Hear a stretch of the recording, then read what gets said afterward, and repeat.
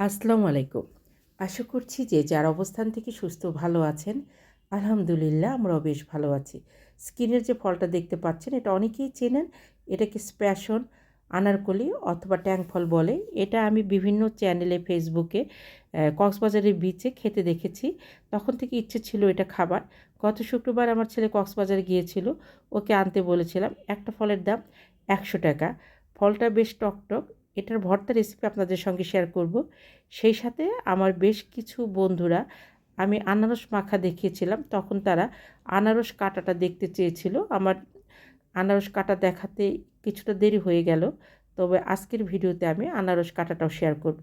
এই ফলটা দেখতে একদম টেনিস বলের মতো এবং এটা সবুজ। আমি ভেবেছিলাম কাঁচা, কয়েকদিন রেখে দিয়েছিলাম যার জন্য একটু কুঁচকিয়ে গেছে। এটা একদম টান টান ছিল। আমি ছোট সাইজের দুটো আনারস নিয়েছি। আনারসটা আমার হেল্পিং হ্যান্ড ভালো করে আমাকে ছিঁড়ে দিচ্ছে। আনারসের যে চোখগুলো থাকে সেই চোখগুলোকে ফেলে দিতে হবে। আমি যে আনারসটা আজকে আপনাদের সঙ্গে কেটে শেয়ার করব, এই আনারসটা একটু বড় সাইজ এবং খুব একটা পাকা না, সেই আনারস দিয়ে কাটলে ভালো হয়। আমি আনারসটাকে 4টা ভাগ করে বুকের যে একটা শক্ত অংশ থাকে সেটা ফেলে দেব। আনারস কাটাটা আমি কয়েকবার দেখিয়ে দেব যাতে আপনাদের বুঝতে সুবিধা হয়। আমি জানি আমার বন্ধুরা ভীষণ বিচক্ষণ, এটা একবার দেখেই বুঝতে পারবেন। আনারসের পিঠে যে চোখের মতো অংশ আছে সেটা কেটে বাদ দিয়ে দিতে হবে। ওটা ফেলে দিবেন না। এটা ব্লেন্ডারে জুস করে খেয়ে নেওয়া যায়। মাত্র 2টা থেকে 3টা পিস পাওয়া যায়। এটা জাস্ট দেখার সৌন্দর্য। আপনারা কাটাটা দেখে বুঝে নেবেন। সাইজটা আপনারা আপনাদের পছন্দ মতো ছোটো বা বড় করে নেবেন। এখানে একটু বড় সাইজের আনারস হলে পিসগুলো দেখতে ভীষণ সুন্দর লাগে। আশা করছি কাটাটা আপনারা দেখে বুঝে গেছেন এবং আমি আন্তরিকভাবে সরি এই কাটাটা দেখাতে কিছুটা দেরি করে ফেলেছি।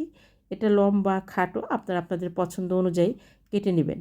আমার যে সকল বন্ধুরা দিলরুবা হেসেলকে সাবস্ক্রাইব করে পাশে আছেন তাদেরকে অসংখ্য ধন্যবাদ।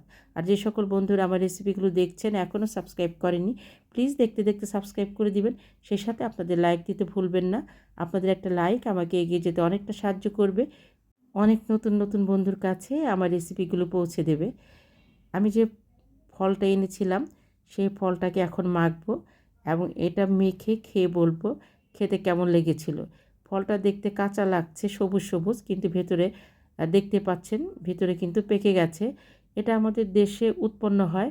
বাইরের দেশে যেগুলি হয় সেগুলি সাধারণত একটু লালচে বা কমলা লেবুর মতো কালারের দেখেছি। আমি সমস্ত ফল বের করে এখান থেকে কিছুটা সাদা অংশ ফলের ভিতরে পড়েছিল, ওটাকে আমি বেছে ফেলে দেব। একটা শুকনা মরিচ পুড়ে নিয়েছি ছোট সাইজের। ঝালটা আমি আমার পছন্দ অনুযায়ী দিয়েছি।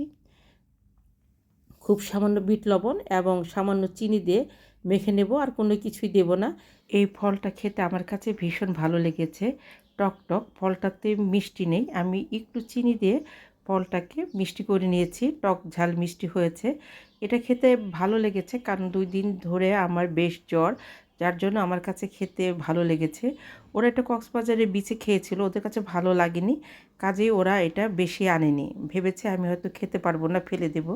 তবে এটা কিন্তু খেতে ভীষণ ভালো লেগেছে। আমি মেখে আবার সেই ফলের ভিতরে এটা ভরে নিচ্ছি। কক্সবাজারে ওরা এভাবেই বিক্রি করে থাকে। দেশ দেশের বাইরে দূর দূরান্ত থেকে যে সকল দাদা দিদি ভাই বোন বন্ধু, সেই সাথে আমার সাধারণ দর্শক বন্ধু যারা আছেন আমার রেসিপিগুলো দেখে অনেক সুন্দর সুন্দর কমেন্ট করছেন, আমি তাদের প্রতি ভীষণভাবে কৃতজ্ঞ। প্লিজ এভাবেই পাশে থাকবেন। কেমন লাগলো আমার আনারস কাটা কমেন্ট করে জানাতে ভুলবেন না। যে সকল বন্ধুরা আমাকে বন্ধু করতে চাচ্ছেন অবশ্যই কমিউনিটিতে নক করবেন এবং অপেক্ষায় থাকবেন। অনেক বন্ধুরাই আছেন রেসিপিতে এসে বলেন বন্ধু হয়েছি, আদতেও কিন্তু আপনারা বন্ধু হননি। এটা সকলেই নয়, অনেকেই। এভাবে না এসে আপনারা যদি সরাসরি ছাপ করে চলে আসেন, আমরা কিন্তু 24 ঘন্টা গুণে খুব সহজেই আপনাদের কাছে চলে যেতে পারি। হয়তো কিছুটা দেরি হবে কিন্তু অবশ্যই চলে যাব। এই যে আপনারা সাপ না করে বলেন বন্ধু হয়েছি, এটা হয়তো আপনারা বুঝতে পারেন না।